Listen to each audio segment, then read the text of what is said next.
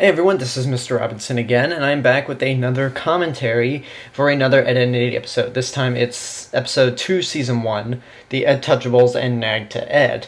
I hope you guys enjoyed the first commentary I did, and I'm doing this again just because, to continue practice and prep for the commentary I plan to do for a movie that I really love in the next couple months. I will not say what that movie is, but, hey, doing these Eddy commentaries is a good practice. And first, one thing I wanted to touch upon that I didn't touch upon in the last commentary was the title of all these episodes. The Edtouchables, in this case, is a pun off of The Untouchables, a film by Brian De Palma starring Kevin Costner, Robert De Niro, and Sean Connery. Here, it's just basically take that name, replace un with ed, and you've got your title of the movie. And that's how a lot of these episodes' titles function, where the title of the episode is a pun off of a phrase or a movie title. And here's something that leads me to believe that this could have been the pilot for the episode. I mean, if you watch Pop Goes the Ed, you notice the animation isn't that clean. Or it's a little zany, where the animation for other episodes, it's a little more tame, and they found their style. I want that doorbell noise when you hold it down. But, anyway, this introduction is like Double D labeling things in his house, so we get a clear idea of who Double D is, that he is truly a neat freak. And if fish ever got thrown at my face, I'm like, ooh, dinner. I'm taking that in, cleaning it, and cooking it. And here we get Eddy.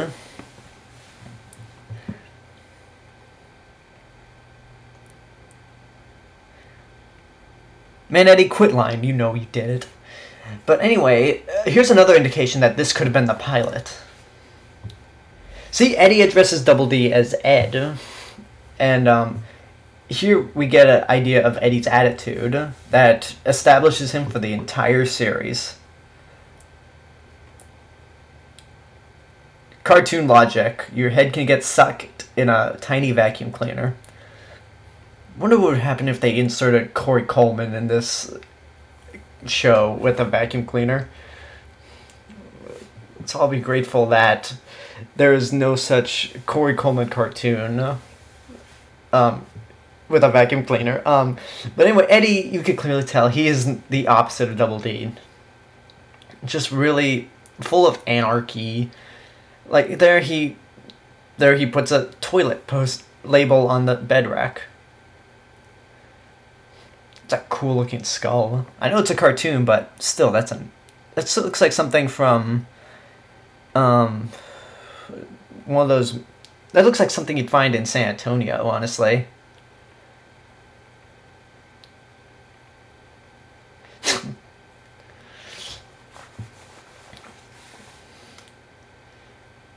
No, you're fine, Double D.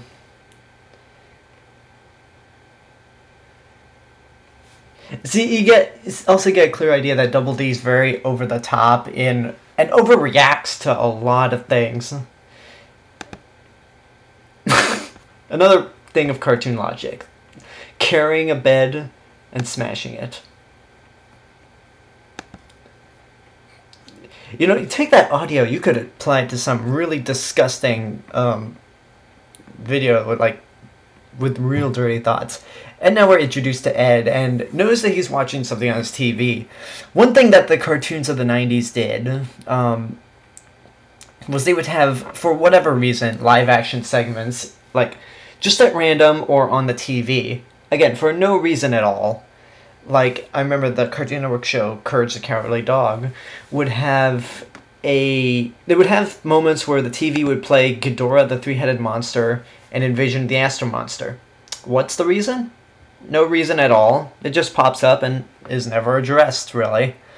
And now we get the obnoxious little sister for Ed, Sarah.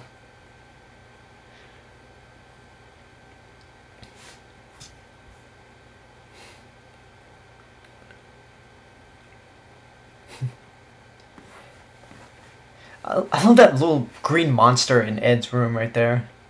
You guys, I gotta give Ed props for living in a shitty basement. He has an awesome room with some cool stuff. Like the little monster, the posters. Whoa, whoa, whoa, whoa. Keep it in your pants, Double D. I like that little pig monster there, but why is there a pineapple?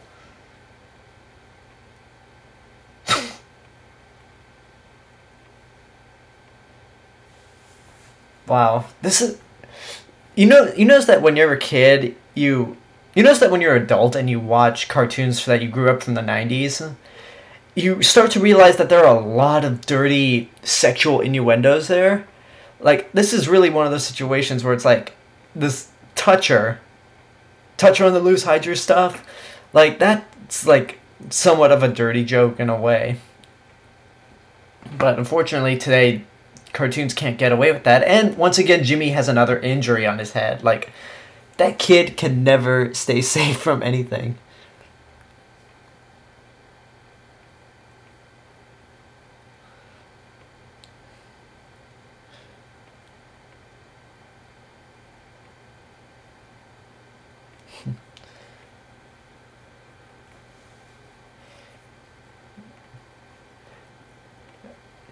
Alright, one thing that I always thought about was the end of the episode. Like, I interpreted it a different way until I got older and rewatched this thing again. But we'll wait till we get to the end of this episode to address it.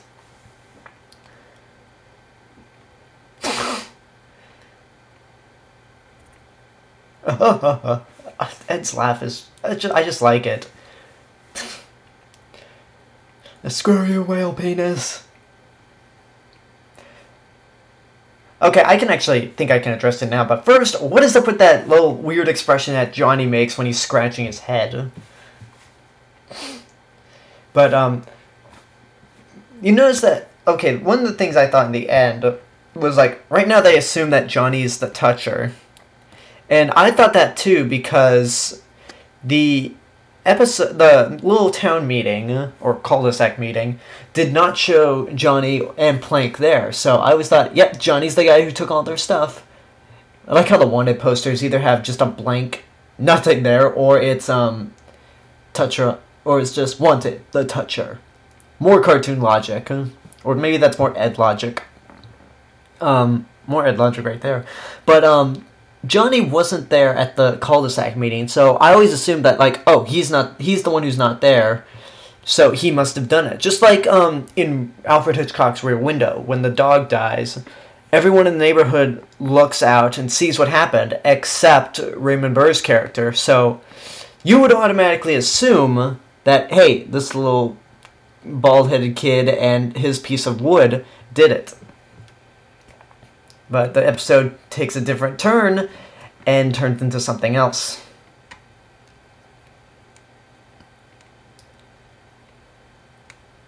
How exactly would a toaster determine if you were bullshitting or not? I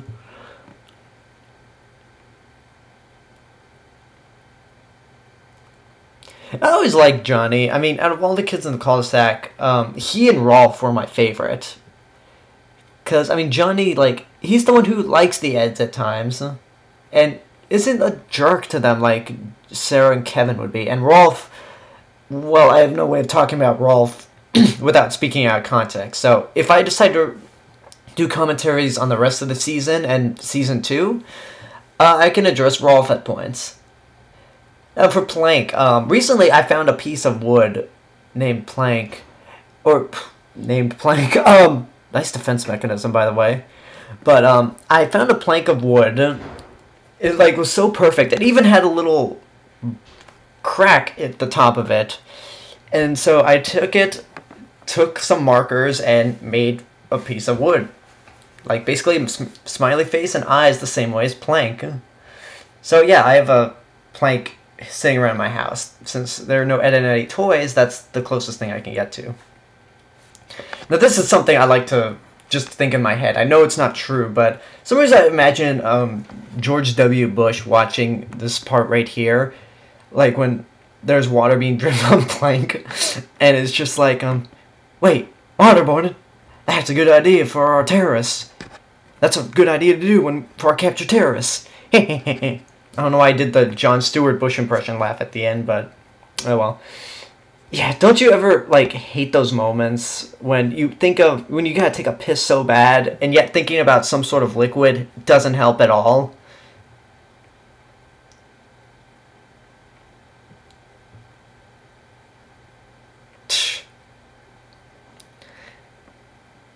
And here we get to where the episode takes a different direction than what I thought it would be when after they solve the mystery. You know, if they cost a nickel, why do they have to... Why are they obsessed with quarters? But anyway, here's the thing.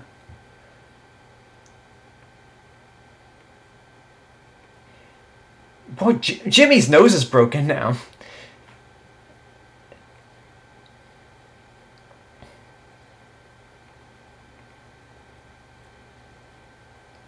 Now, back then, I always thought that, oh, Johnny must have just snuck them in without anyone noticing. But it's like, no, they just misplaced stuff.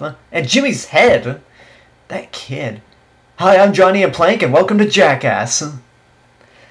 The Jawbreakers. For the longest time, I always thought there were Jawbreakers out there somewhere that were just that huge that when you stick them in your mouth, your cheek is bigger than your head. But then, of course, I discovered about this thing called logic and physics and real life and realized that there's no such Jawbreaker. And now we come to Nagged to Ed. This was the episode that I briefly mentioned, not in name, in the past commentary, because this is the introduction to the Canker Sisters. Another indication why these two episodes could have been the first pilot, if it weren't for the different animation style of Pop Goes the Ed. By the way, that beetle at the beginning of the episode looked pretty cool.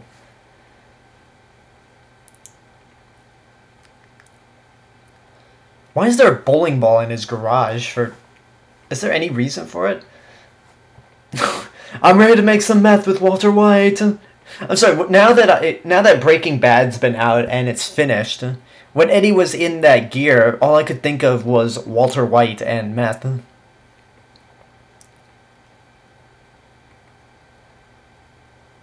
That's a creepy-ass forest there. Wow, I am so tempted to make a Slender Man joke right now, because this is my first time watching the episode after discovering who exactly the Slender Man was. But I can't think of one right off the bat right now. Hey, there's a giant web. Okay, you know what, when it zoomed out, the background where the Eds was blurred out, or was blurry, and the web wasn't. So I assumed, oh, the web's just far away. But now you see Ed somehow got on the web, probably to his own will. And now it's just like, oh, that must have been a web from the giant spiders from Harry Potter and or Lord of the Rings. To the Eds, this is probably scarier than the Slender Man.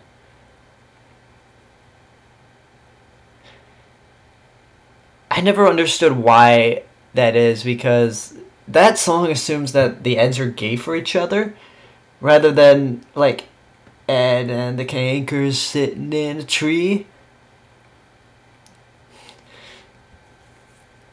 But yeah, that, like, song doesn't make sense. That, like, yeah, there it is again. They assume that the Eds are gay for each other. Bull! You know, one thing about the music, I love the music in this show, by the way. But one thing I always thought about the music in Ed and Eddy is that I always compared it to the Peanuts. In the sense that the Peanuts music was always, like, perfectly suitable for the show. Like, the really relaxed and mellow tone of the show. Ed and Eddy's, like, wacky, jazz-esque score always suited the wacky situations that the Eds got themselves into. And in a way, it also suits the animation style. That looks like the most disgusting mud I've ever seen. I mean, mud's disgusting to begin with, but you don't want to know what I think that is. Hey, it's the UC Santa Cruz Trailer Park. So here are the Cankers. Okay, here's something, like, each of the robes say Boba, Rod, and Butch. So is each sister spawned from a different man, but the same mother? Like, I'm thinking about this too deeply. I won't go any further with my theory. But yeah, there's May Canker, Malie Canker, and Lee Canker. No, Marie. I'm sorry. Marie's the blue hair one. And obviously you can tell that this is more of an introduction episode than the last episode, than the Over Your Ed was, because the Canker Sisters do show affection for the Eds, which is something that would be stable for them in the rest of the series. Whereas the first time we ever see them in Over Your Ed, like, they're just these three groups of they're just groups of bitches, and they didn't like the Eds and they liked bullying them. I don't know, maybe it's a whole tough love situation. But I think this would have been I think these 2 episodes would have been better off as the pilot rather than the last one. There needs to be postcards of UC Santa Cruz, like of each college, the trailer park. I know you guys probably don't care about my college stuff, but I'm just speaking out of my mind right now. So, yeah. Static, the animated series. Hey, it's the helmet from Dr. Serizawa and Godzilla.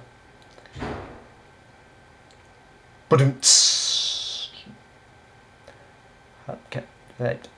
I'm gonna look that up on Google once I'm done with this commentary, see what exactly that is. And here we get to see which Canker loves which Ed.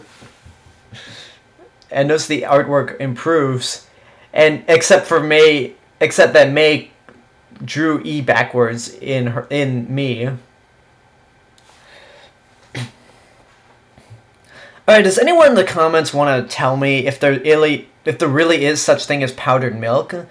It just looks like weed and milk. I don't know. Fireplace Fish Tank 1 and Fishbowl 2. That's some weird, like, TV show that the show plays on occasion, and it's just like so. It's with the weird zaniness of the something in the background on TV that absolutely makes no sense, but you're not paying attention to anyway. All right, one thing I gotta say about these burgers: when I saw this episode for the first time, I was like, "Man, those burgers look good." And mainly it's because of the ketchup, but now that I look at it, those burger patties look disgusting. I mean, they're green. And, like, over the years, maybe it's because I've developed a distaste for hamburgers. Because I'm not a fan of, like, hamburger patties, like, their texture. But those green ones look disgusting, and I don't even want to know where that gear came from. And why is that piece of ketchup, like, stretchy or stuck together? Okay, believe it or not, what Ed just did, putting a straw in his burger, I actually tried that one time because, I mean, when you're a kid, you do stupid shit. Especially when you want to do stuff that's like the cartoons you love. And, yeah, I didn't get much out of it.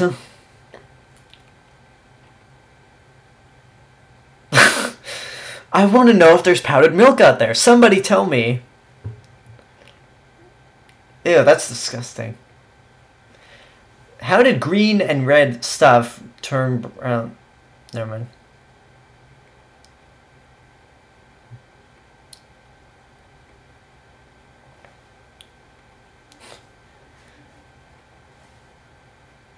That's funny. I like the shark in the background.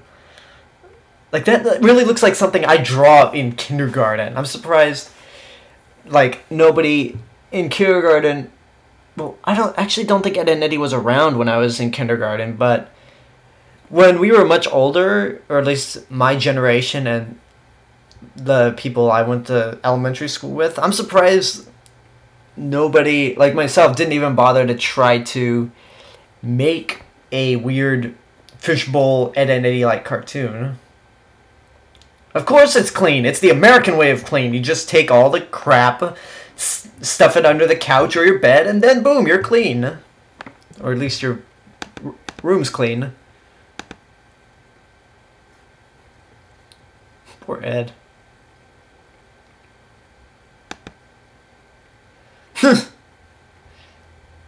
Don't question Ed, he just came out of the sink through the toilet.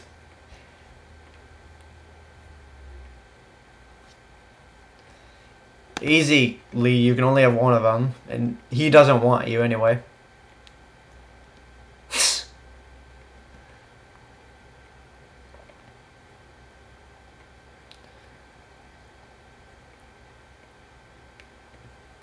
Oh.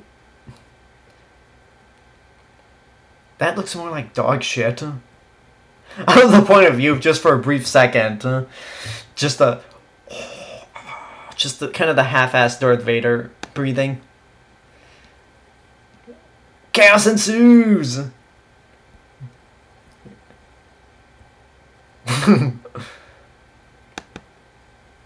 It's not even dressed like a sailor, it's more like a diver.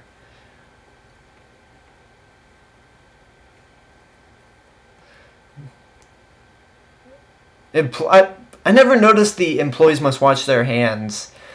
What's with a bag of oats in their room? Like, what? Doing these commentaries, it's like I'm starting to notice a lot of things I never noticed before when I first saw the series. Yep. I guess they get to keep the robes too. Duh.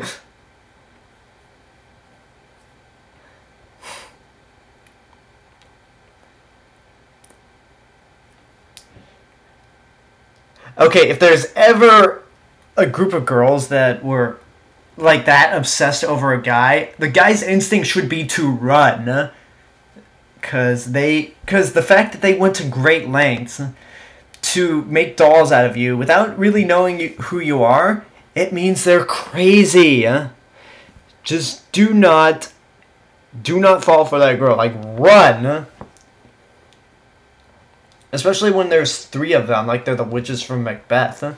And that's the commentary I have for Ed and Eddy Episode 2, Season 1. Leave a comment, tell me what you thought, how I did. Subscribe to my channel for more stuff in the future. You can check out my other channel, AlexG8462. You can follow me on Twitter at AlexG462. Follow me on Instagram at TheRealMrRobinson. And go like my Facebook page, /TheCinemasMrRobinson.